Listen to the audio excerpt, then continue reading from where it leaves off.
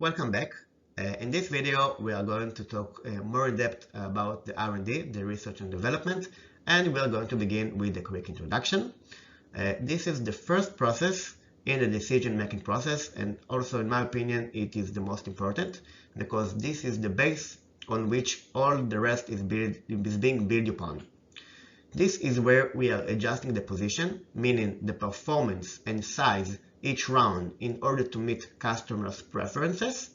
And when we do so, there is a byproduct, which is that the age is being cut in half. So this is something that we are going to take in consideration and sometimes use it into our advantage. Another thing is that we are setting the MTBF. MTBF means mean time or median time between or before failure, which basically means the same thing as far as it's concerned to the game. It is a quality term, which means how reliable the product is. The higher the number, customers will like it more because who doesn't want a product which lasts more? However, it is more expensive. So we will have to decide per each product whether the extra cost is worth the trouble.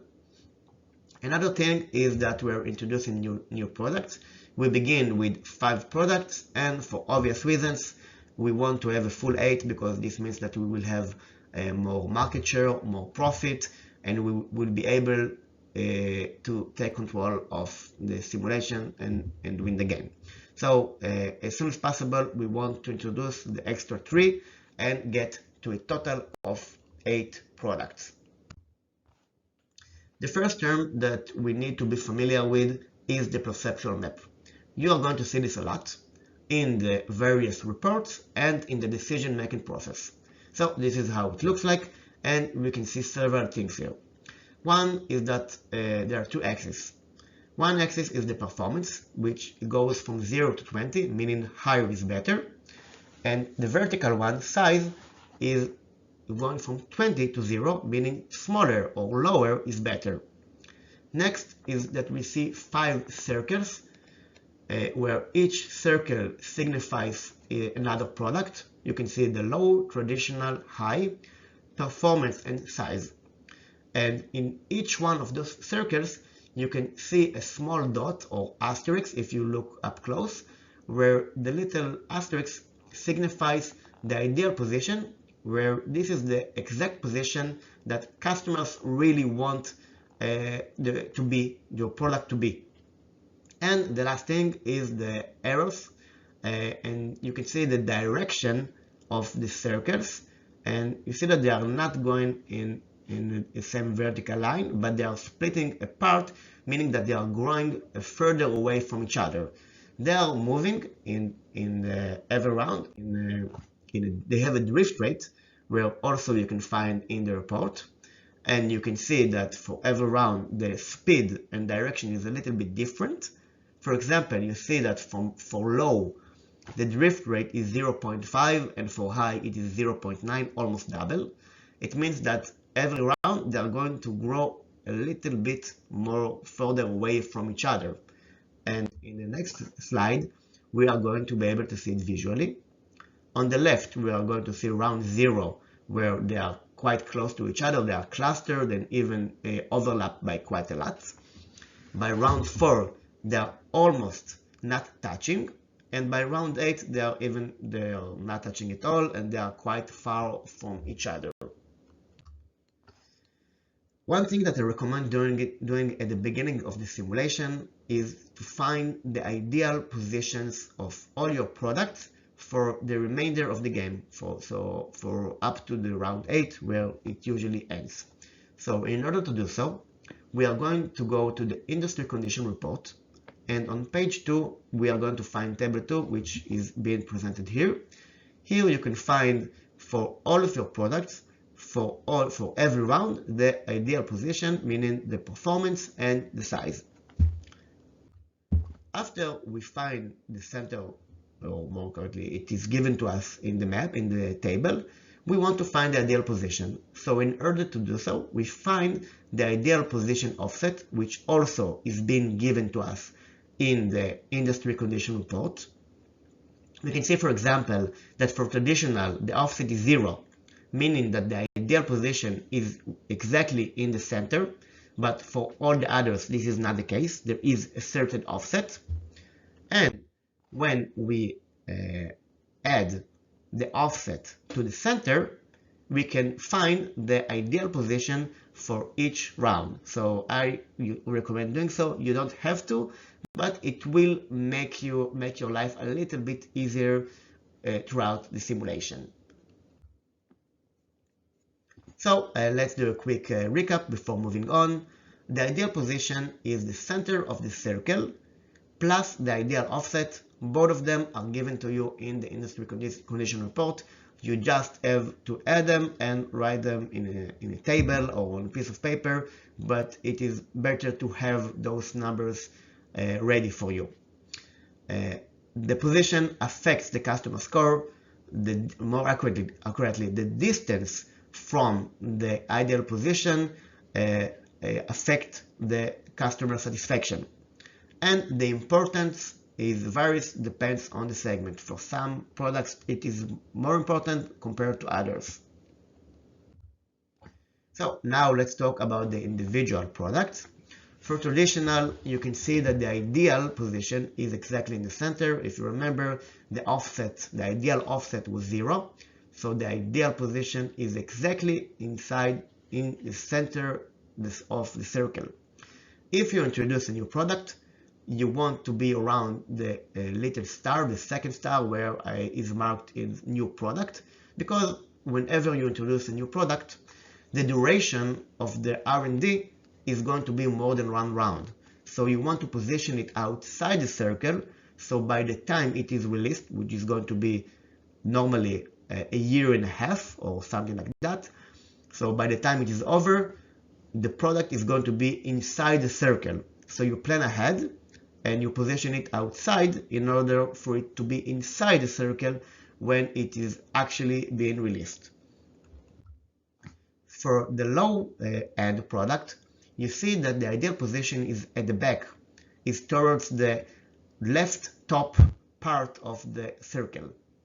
And this is important that we know that when the game ends, the starting position is more advanced than the ideal position.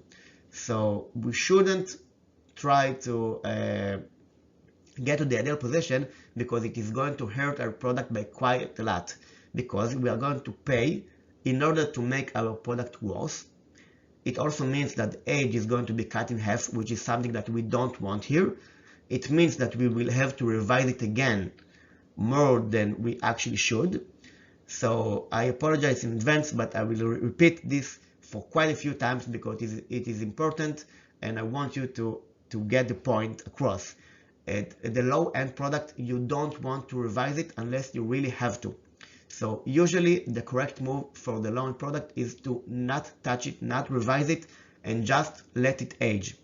So when we start the game, we don't do any change to the low-end product, even though we are not at the ideal position. We will be eventually at the ideal position, but we are not going to force it.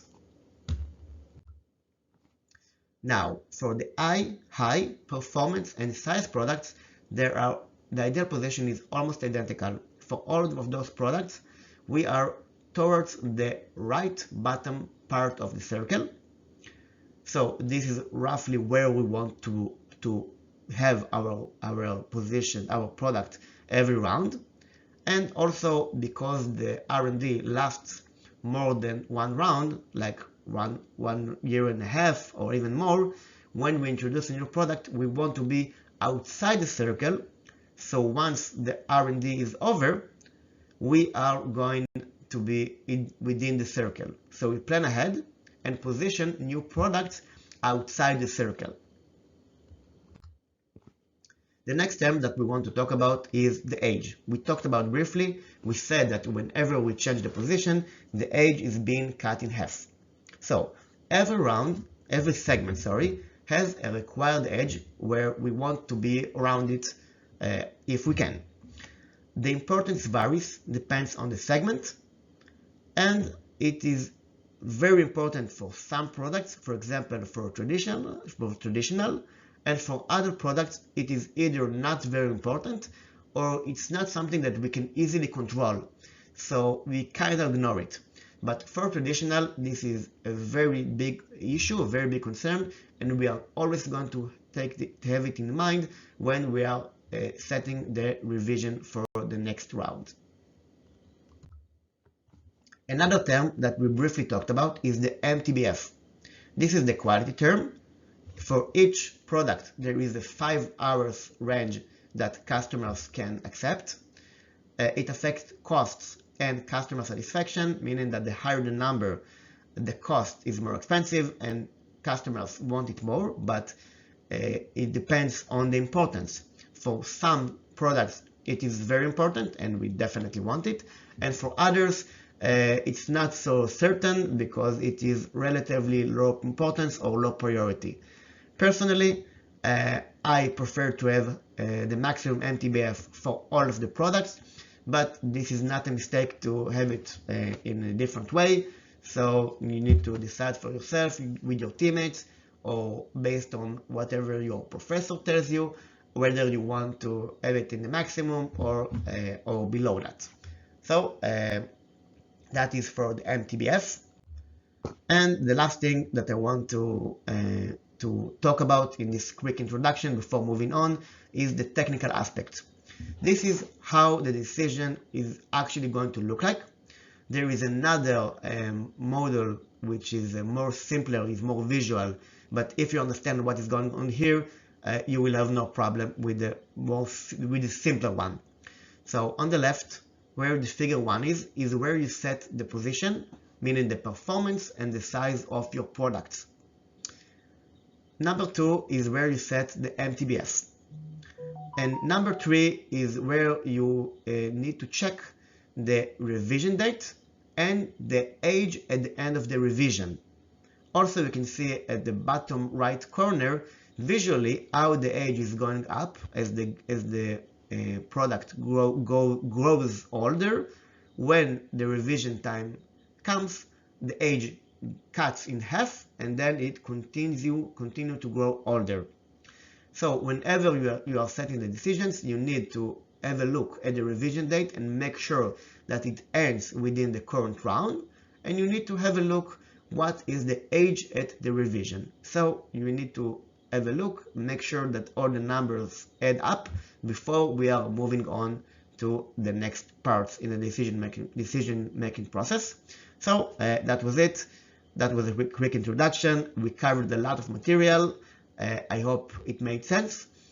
And if not, I recommend maybe watching this again for focusing on whatever made less sense to you. And I will see you in the next video when we will talk about the traditional product and what we are doing with it.